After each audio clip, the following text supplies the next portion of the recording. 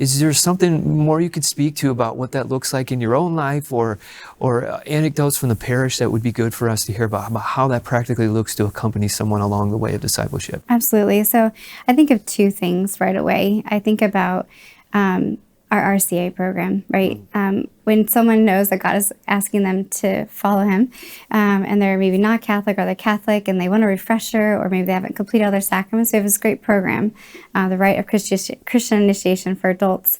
But part of that is building in this encounter and this accompaniment through that class. And so one of the things that Father did was take on teaching that course. Before, it was taught by the lady, and they did a fantastic job.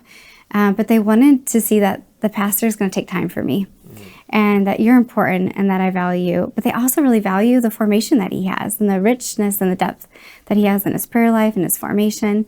And so that has been one incredible way where we have accompanied people is through this rich program.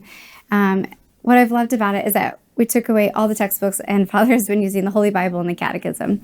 And we know the Word of God talks about how it's sharper than a two-edged sword. And in the Old Testament talks about how, like, the Word of God, once it goes out, it won't come back void, that it is always fruitful. And so we know that through the Scriptures that Jesus Christ invites us into a loving and living relationship with him, and that we respond to him through the sacraments. But what I love about this program, to take even further, it's not enough to walk with you for a year. What do we do next? And so we do reunions with the RCA class. We get them together. We bring in lifelong Catholics, people who have been converts, people who've walked their whole life, and we have them share their testimony. Tell us what Jesus Christ has been doing in your life. And we allow them to share the gospel and to continue this growth. This isn't just a 1 year and you're done. Mm-hmm. This is an ongoing relationship.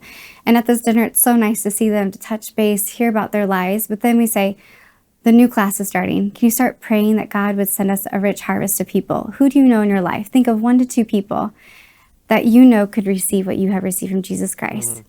Who can you invite to ask to come and follow me? So this is just a great example of the hands and feet of Christ that we are with each other, and that we can be for each other through a parish.